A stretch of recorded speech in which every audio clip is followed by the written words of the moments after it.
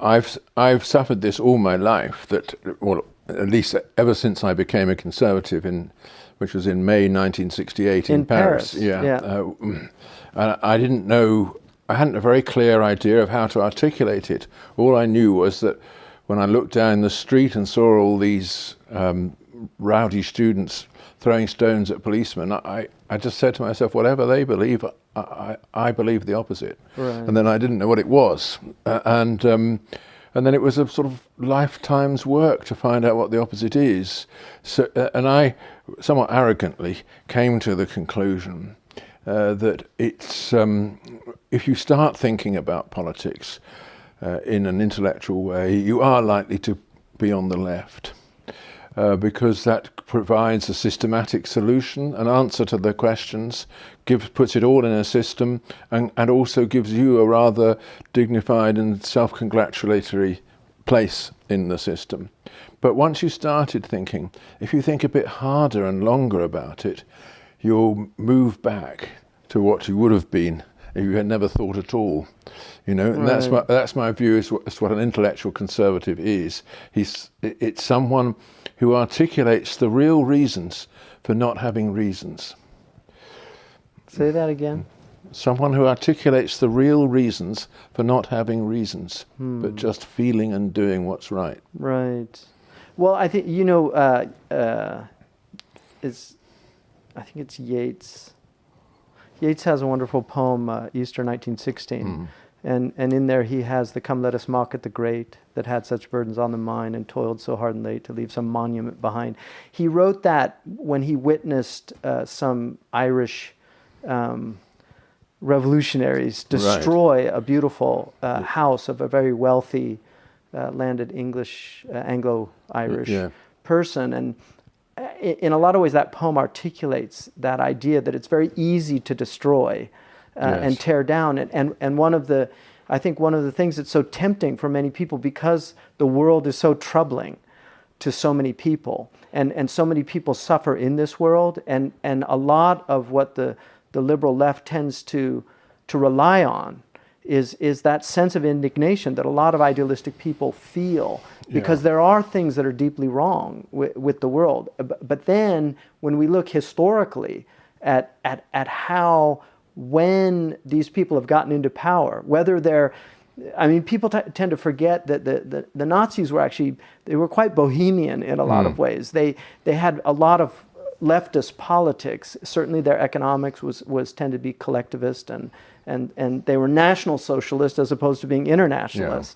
But when they get into power, they tend to really, really tear things down and don't give us well, I think there's an explanation of this. It's what Hegel calls the labor of the negative. Right. That the initial instinct on the left is that negative instinct, that things are wrong.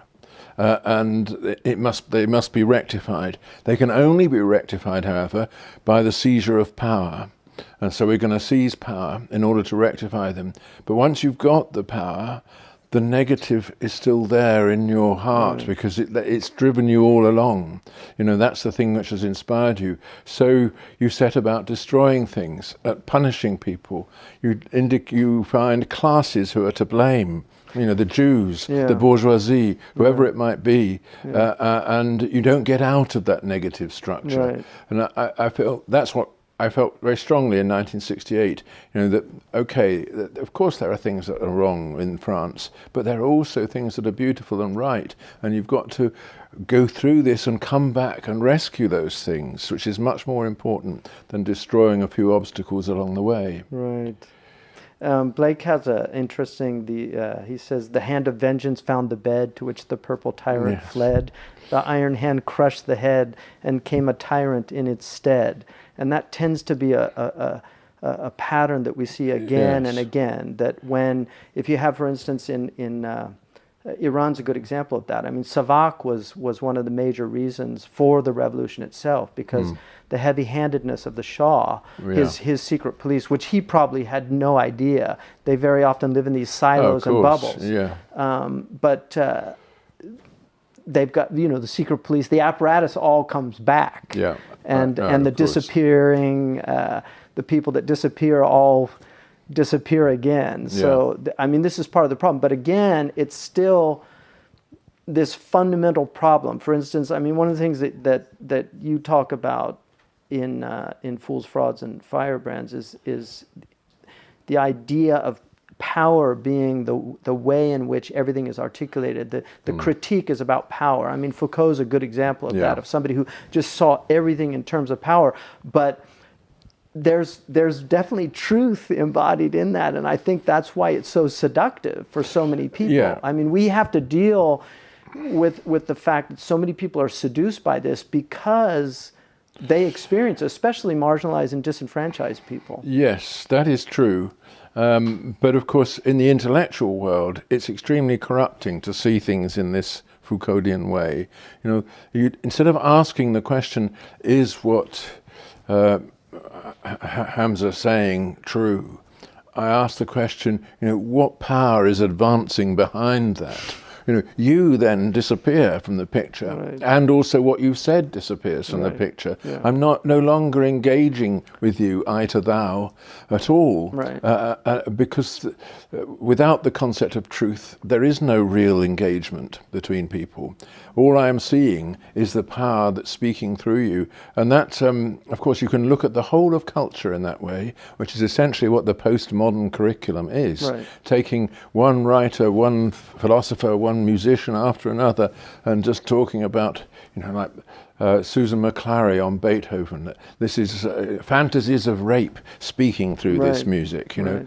It's extremely boring after a while because it's totally mechanical. It's a lens. I mean, one of the things I say about critical theorists, that if it was a lens, that it might be useful sometimes to just peer through that lens, but it's a corneal transplant. That's a good metaphor. Yeah. Yeah, it becomes the only way. Yes. And I've seen, one of the things that I've seen with students in my own teaching experience is, I've had critical theorists in my classes, and whenever they raise their hand, I could almost verbatim tell them what they're going to say, yes. the response that they're going to give to whatever was said. Yes. And well, then we need to understand why it is so seductive. That's my point. It troubles me how seductive it's been, and it also, I grapple in my own self with the amount of genuine injustice in the world that takes place on a daily basis. And I mean, for instance, their attacks on capitalism, to me,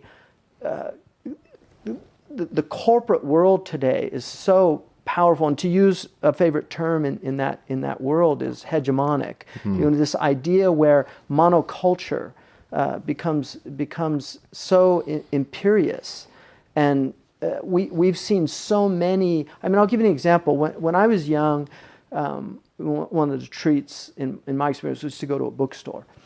Bookstores have pretty much been wiped out in the United States because of these corporations. So small bookstores are not able to survive. So now you had Borders, but then Borders goes bankrupt, and then now we're left with Barnes and Noble, and so if you go in, who's picking those books? Who's actually choosing what books? Like if you go, for instance, to the teen section, it's almost all about vampires and really weird occultic stuff. It's not like the Hardy Boys or Nancy Drew mysteries. It's very corrosive ideas. And we've slightly changed the topic now. We're not really talking about this postmodern obsession with power. Right. We're talking about change in the structure of life. Right.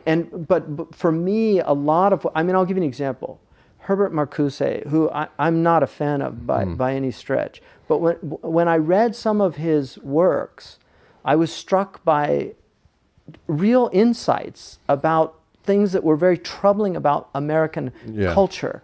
One-dimensional man, this idea of a consumer and life as consumption, and losing meaning. I mean, his solutions is a whole other problem. And this is something I think that's very seductive, is that the critical aspect of Marxism and neo-Marxism has always been it's always had a resonance in a lot of people. There's something very, very powerful about it. When you get to solutions and how we deal with these things, we're in another realm. But if I think if conservatives don't really address the real serious critiques that are there about the status quo. Yeah, I think you're right. They have perhaps neglected those critiques, but you know, as I was saying earlier, the purely negative approach to the status quo is simply going to perpetuate this negativity, and has done. If you're not, the typical conservative, in my reading of events, is someone who looks around himself and he finds things that he loves, you know, and he thinks, well, those things are threatened, they're vulnerable, I've got to protect them. And it's not often that you find on the left somebody who looks around and finds things that he loves. It's always something that's gone wrong, something that is even hateful, and you've got to mobilize against it. If you've lost any sense that actually the world is lovable and that there are things therefore to be rescued in it, you have actually lost the sense of why there is such a thing as a community in the first place.